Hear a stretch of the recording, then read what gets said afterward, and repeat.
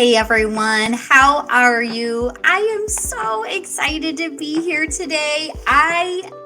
This guest that we are going to hear from she's going to blow your mind. This is Julia Brenner, and we have not known each other for very long. Julia, actually, somehow our Facebook profiles connected because we have a lot of mutual contacts, and Julia reached out to me, and boy, I'll tell you what, talk about an unexpected, fruitful, and just a blessing of a friendship that this girl has been for me already, I guess it's been a week and a half, maybe, Julia? Something like that. And I love that we connected. I always act on those intuitions, so I knew it was meant to be. Yes, absolutely. So I'm going to ask Julia a bunch of our questions, and she's just going to share her amazing journey through real estate and through her life. And I can't wait to see who is inspired by her story. So are you ready, Julia? I'm ready. Awesome. Okay, well, first, I want you to tell us, how long have you been a licensed realtor? So my husband and I got licensed in April of 2014. We actually have just retired from practicing real estate. I got my Michigan broker's license this past winter. So we spent about 7 years rocking it in real estate. Wow, that's awesome. So we're definitely going to explore more about you being retired, but tell me, what were you doing before you became a realtor? So I have been self-employed pretty much my entire adult life since my early 20s. I remember I was working at the University of Michigan in the grad school for a dean. And I remember thinking, because I was really working hard, and I felt like I was the only person there that was really working hard. And I remember thinking, it's because of all of this, that higher education is so expensive because there's so much bloat, right? There's so many people working there. And then I remember thinking, if you're going to be the best employee in a place, you should work for yourself. I remember that light bulb going off. And then I'm like, all right, I'm not working for anybody else ever again. And I never did.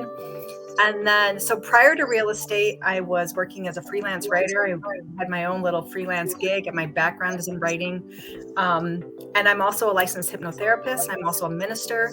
So I had spent a couple decades basically helping people find peace and healing, and helping them fulfill their dreams. Wow, I love that. So what happened then? So you've always thought you should be self-employed and do your own thing. Why did you get your real estate license? What happened that pushed you into that? Okay, so I had a really, really big client for my freelance writing, and changes were happening with them after, 15 some years. The partnership of that company was splitting up, and they were going different directions. And I was also feeling really burned out. I was working with a lot of people who were in deep grief or depression or anxiety with the hypnotherapy. So I was feeling kind of burned out on the heaviness of that. I also had some big things that I was wanting to create in my life. One of them was a lake house. And I feel like I was guided to go into real estate in order to fulfill some of those goals and dreams. One of my best friends at the time, when I was trying to figure out what I was going to do with my life, said, "You and your husband should go into real estate. You would make an amazing team." And that felt like really fun and light. It's a fun thing to do. It just felt right. So I'm like, okay, I'm going to do it. And then we just dove in.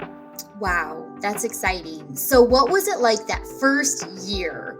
What did you go through? Tell me about some good times, bad times. What was it like? Well, so we had joined RE/MAX right out of the gate. And at that time, my RE/MAX office had zero training. It was for experienced agents. And of course, I was not that. But I wasn't really worried about it. I really trust in the universe. I believe in the law of attraction, and it's always worked for me. So we dove into RE/MAX, and I immediately then sought some great mentors, and I got great mentors. And that's how I learned the business. And I should mention here again, like, I do everything working with the law of attraction. So we hit we hit it off pretty quick. I think within a few days of me getting licensed and getting set up at Remax, I had my first listing, and it was it happened so fast. Yeah, within a couple of days, we had a great listing. And then I would say it was like a week after that, I had my first buyer that was writing an offer. Oh, no, that guy came to me out of the blue. And then within a couple weeks of showing him houses, I was on the way to Key West. I'd never written an offer before when he said, yeah, I want to write an offer on that property. So I had to figure out how to write an offer, which I didn't know how to do. From Key West with my grandson like climbing all over me. So things happened really fast. And again, that first year in real estate, I think I did about 15 transactions. So that was like 8 months from April to the end of that year. I was named Rookie of the Year that year. The next year, my goal was to do 25 transactions. And I can remember on Christmas, we were at 24. And I was like, okay, I want that 25. And we put number 25 under contract on New Year's Eve of that year. It was I love when that happens. And then within a couple years, we were in the top 10 agents out of more than 200 agents in my brokerage. And in my 5th year, we got the Remax Hall of Fame Award, which is more than $1 million in commissions earned. So it was fast. That first year, it was a big adjustment to being that busy, and you never know what your schedule's going to be. And you're just hustling all the time. Yeah. To do that kind of business, that is the lifestyle you'll be living. Yeah. So in that first year, I mean, you are definitely a top 1% of realtors, of the ones that I know. A lot of people don't do that kind of business in their first year. Was it what you thought it was going to be? I don't think anybody can know what real estate's going to be until you get into it. I really don't. I don't think anybody can be prepared for how there's no way to prepare. Every deal is so different, and people bring their issues to the table and their energies to the table, and every deal brings its particular problems or things that need to be solved, right? This is what real estate agents do, is they get thrown in the middle of the arena, and they're the ones that have to figure out what to do next. So I don't think anything can prepare you for that. You know what I'm saying? Except maybe faith in yourself, that if you work hard and you really give your all to something, you'll be able to figure it out. Absolutely. I love that. So in that first year, did you and your husband have to make any changes to your lifestyle or your living situation? Well, we certainly had to change our lifestyle. So I, of course, was used to being self-employed. I was used to working 7 days a week. I was used to having an endless to-do list, right? Every day you're just trying to figure out what's the most important thing to get done today. My husband is the retired deputy chief of Ann Arbor Fire Department, and he had never been self-employed before. And he was not a fan of the no time off that whole thing. So we struggled a bit with that. We struggled with, it's Sunday and I'm excited because we have a great listing and we have an open house. And he's like, wait a minute, it's Sunday. You know what I mean? We're doing what? And I was like, no, it's going to be great. Once he got there, he was into it when he got there, but it was like trying to get your 10-year-old boy to go shopping with you or something, some of those Sundays and some of those evenings. So he had the biggest adjustments. Okay. And then we have a really happy marriage. So it was a little adjustment being in business together for me to try to constantly be like, come on, baby, let's just be happy about this and rock it. So, yeah, I love it. Was there ever a time that you wish you were just by yourself and didn't have your husband as your partner? Never. No. I was so grateful. I actually feel, I don't know what the word is, so much empathy for people who don't have a partner in this business, because he was there to see the craziness, and the craziness was happening all the time. We'd go to an appointment and some hilarious or crazy thing would happen, and we would keep a straight face, and then we would leave, and I would look at him and he's looking at me, and then all the way home we got to talk about how wild that was. It would be such a bummer not to have someone that you could say, okay, is it just me, or did you think there was a body in that basement, or whatever it was? Yes. And that's something I preach all the time. Find a running buddy. There's always someone that's in a similar boat as you, but has skills that you don't, and vice versa. So I'm sure that also played a big role in your success, because you each could use each other in the areas you were weak, and you were definitely the motivator. So that made a huge difference for you. Yeah, my husband is, how do I put this? He's got the personality of a golden retriever puppy, so everyone adores him and he adores everyone. Literally, and it's interesting to see how clients respond to different stuff, because I'm the analytical one. I'm the one that did all of the tech work. He's a fireman. He doesn't do computers. Yeah.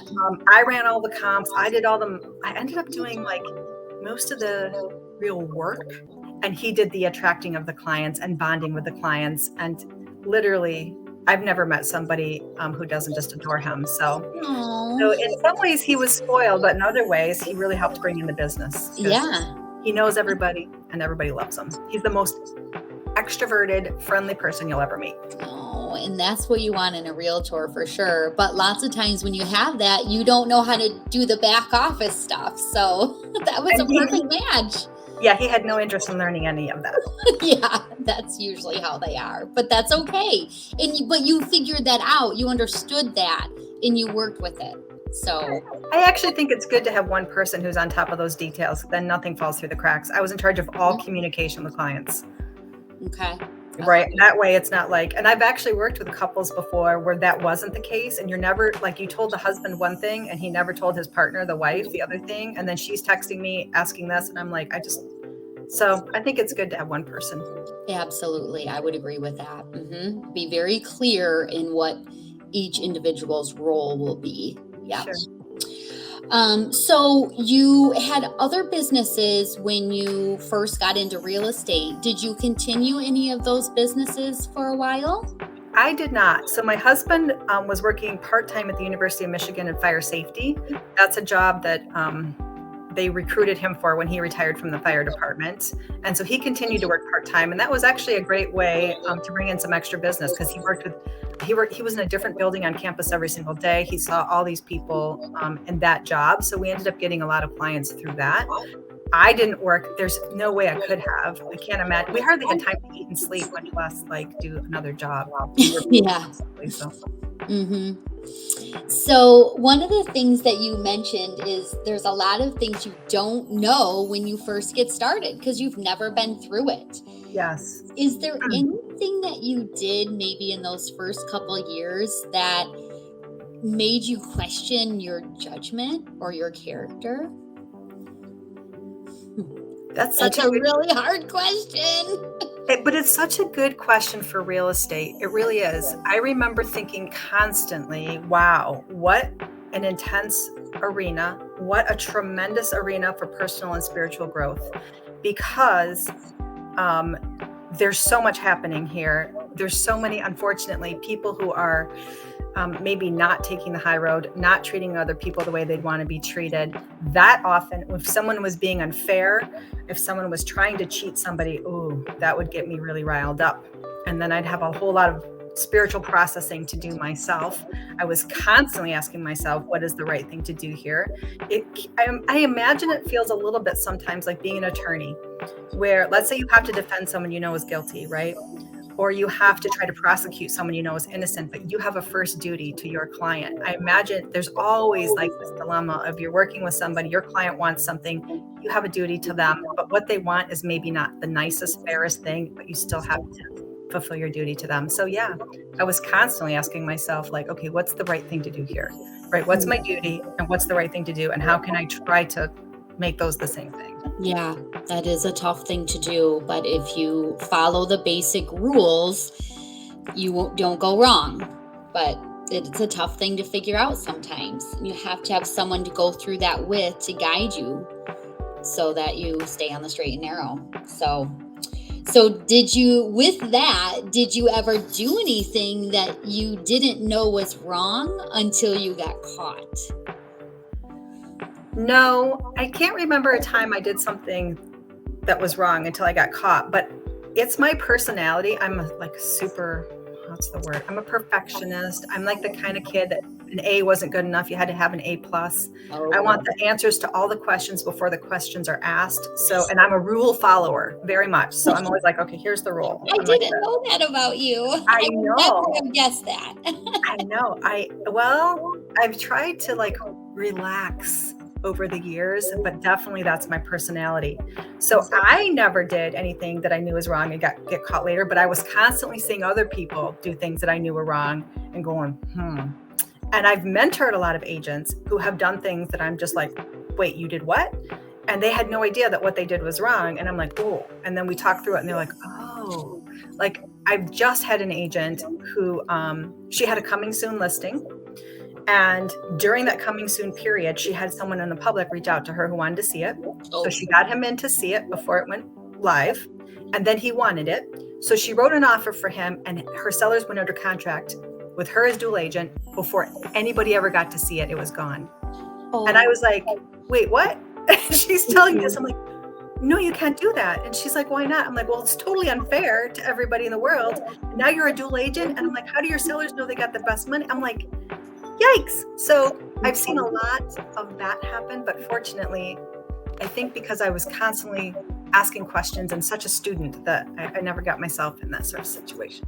Yeah. And there again, she did not know what she didn't know. She probably was super excited to get the home under contract, and her sellers probably were too. So I know. Well, she even said, how am I supposed to know those things? Where do we get that information? I'm like, I know there's a ton of information coming at you all the time, right? That would come from your board. Your board would be telling you how to handle coming soons. And then I sent her the link to her board.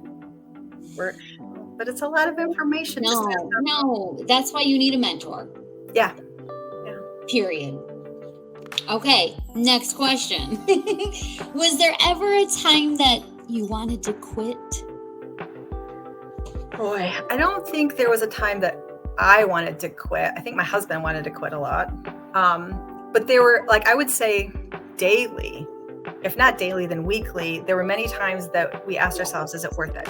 Is this worth you give up your whole life for it, really? I mean, I have a huge respect and love for real estate agents, much greater than I would say the public has, because I get it, man. You give up your whole life for your clients. You are available 24/7. There's so many things that you miss. There's so much drama. There's so much stress. It's such a challenging arena to succeed in. You do make a lot of money. We made incredible amounts of money. I'm still amazed at the amount of money that we were able to make, but that doesn't mean that we didn't regularly ask ourselves if it was worth it. So. Wow. Okay. So tell me, I know a lot of your story already, but I want you to tell everyone how your role in the real estate industry has changed over the years. Oh, okay. So, well, we dove into real estate and big success right away, super busy, built a business. I would say it was during COVID. I want to remember what the timing of this. It was 2020 that my husband said, and my husband's considerably older than I am. He's going to be 67 this summer and I'm 54.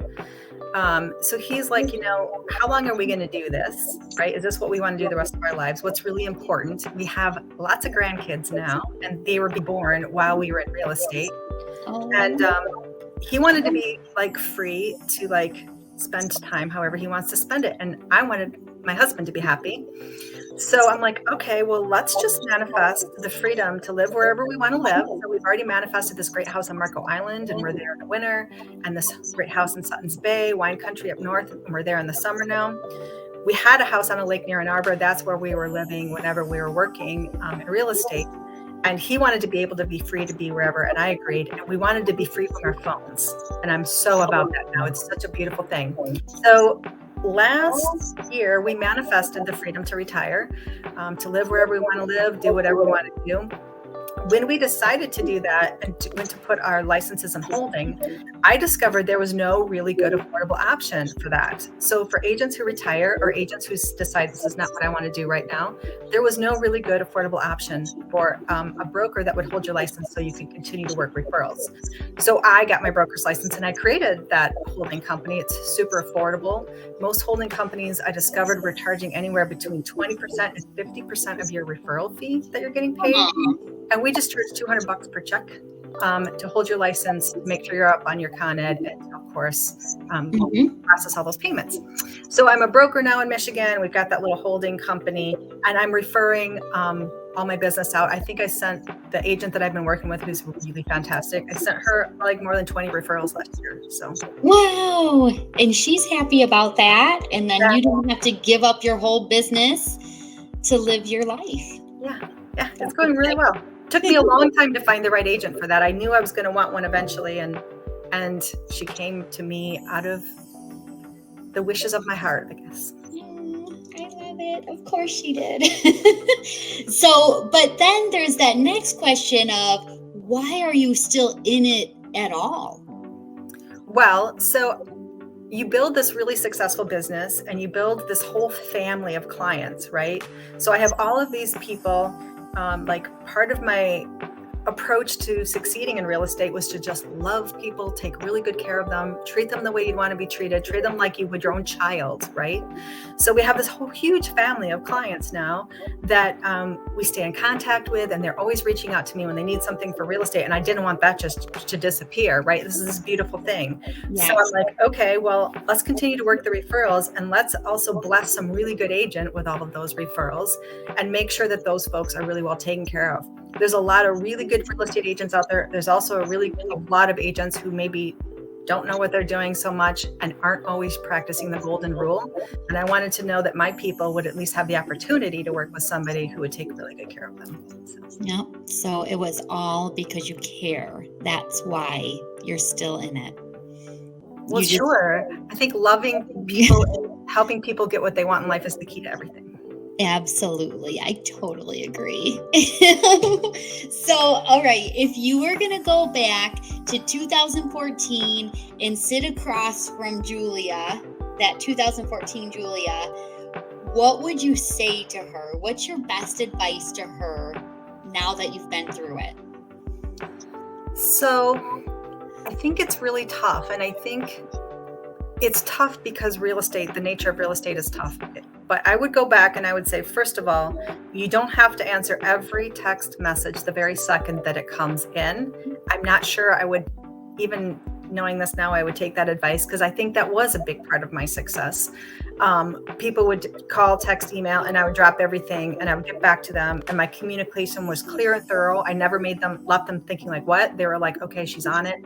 She's making me understand what's going on. I know that she's taking care of me. But that was also what I really got burned out on. So finding that balance, I would have told myself finding balance is going to be the key, or you're going to burn out and you're going to want to retire. I would also have like 101 marketing ideas that came to me.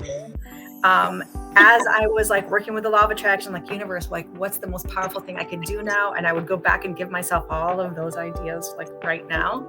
And I would tell myself to keep working with the law of attraction, that it's going to definitely be the key to everything. And it was. So.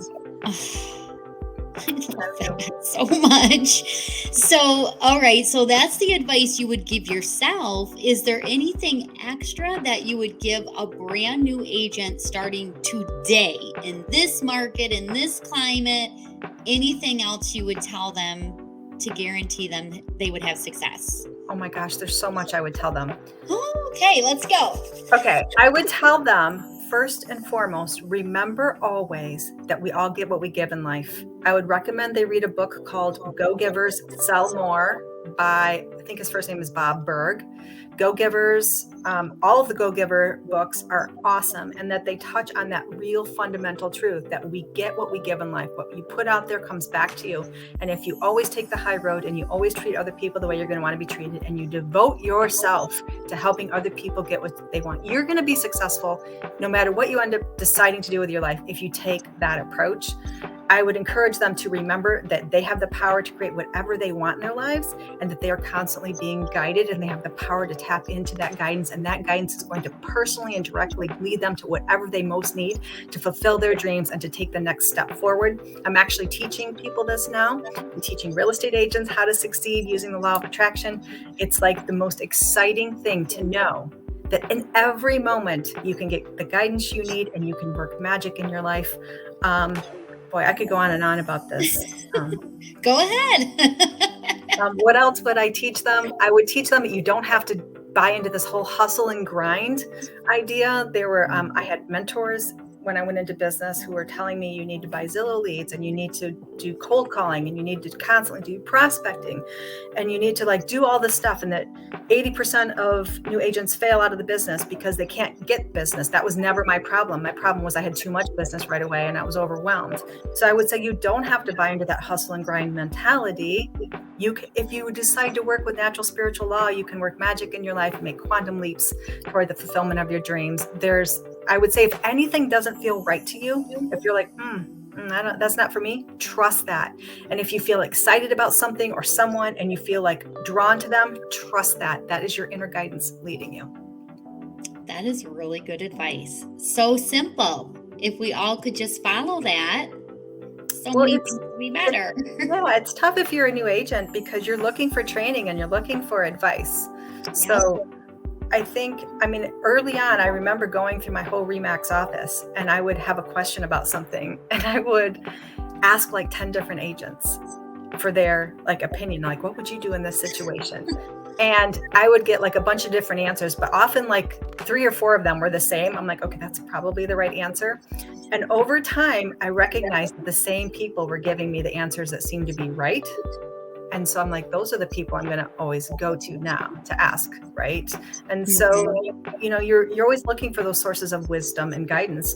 And if you're asking the universe, you're going to be guided one way or another to, the guidance and the training and the answers that you need. Mm-hmm. Yep, exactly. So you have seen a lot of changes since you started in real estate. And there's always going to be changes in real estate. It's just the way it is. What do you think? Then there's always going to be new agents coming on board. What do you think the outlook is for the real estate industry? Is it going to continue to be a thing? What do you mean by continue to be a thing? Do you mean the real estate industry? Yes. There's changes coming. There's changes happening. Do you think a real estate agent who starts in 6 months has a shot at having a successful career? Got it. All the changes that are happening right now. I would say absolutely. And the key is going to be the person that people like, know, and trust. We have seen one company after another, like Zillow, try to come in and replace the real estate agent with some sort of big company model. And it's always a disaster and it's always a mess. And nobody knows who's doing what in these companies. And the client or the customer has no idea if they can't get a hold of anybody. So I don't think technology and big companies are ever going to replace the importance of the real estate agent. I'm sure you can relate to, there have been many deals I did that actually were really quick and simple and not that big a deal. There have been deals I did, there's no way they ever would have closed if I hadn't been busting my butt, racking my brains and praying for the solution to how to figure this out. Like I can talk for days about this crazy deal. Nobody would have ever heard of that sort of crazy scenario. So I think if you are giving the best of yourself, if you're taking really good care of people and you know your craft and you're on top of it and you know how to resolve those really tricky issues, or you know how to find someone who can help you resolve them. Some of them are like really tricky title issues, for example. Like I've had deals that I closed that agents gave up on, right? So if you're that agent that can hang in there and figure things out and you really care about just finding a way to help people, you're going to succeed. And those relationships, I think more and more moving into the future, that's going to be the key to success. And I think you're going to see agents falling out of the industry who, let's say they're the sort of people who don't actually work by referral. They just try to lead generate and stuff like that. I think the key is going to be the person that people know, like, and trust, the people that people refer people to. And I think that was a big part of our successes. I just loved our clients so much. We embraced them, we took care of them, and we got so many referrals. Yep. I think that is $1 million piece of advice right there. So thank you so much for sharing. Julia, this has been such a pleasure. I love what you and I are putting together going forward, and all the lives that we are going to be able to impact. And you're an inspiration to me, and I love that. It's just when you get on this journey, you just never know who's going to come along your path. And you too, I know, have been so fortunate to meet so many amazing people that have changed your life and changed your perspective. So I'm so excited we get to do that for each other now too. So Me too. yes. All right. So with that, Julia Brenner, thank you so much for your time. And I don't know. I don't even know what else to say. I just get so excited about all the stuff we're going to be able to do, and all the stuff that's coming, and all of that. Me too. I guess I would say, if there's any agent out there who's like, I want some more of that magic, I want to work the magical way instead of the hustle and grind, I would love to talk to you and tell you like what I did when I was trying to manifest big success in real estate. And I would love to help you work more magic. Wow, that is exciting. So definitely reach out to Julia if you're ready for that, right? Yes, I would love that. All right. Well, with that, everyone go have an amazing day. Enjoy the sunshine. And if there isn't any sunshine, make some. And we will see you all soon. Mwah.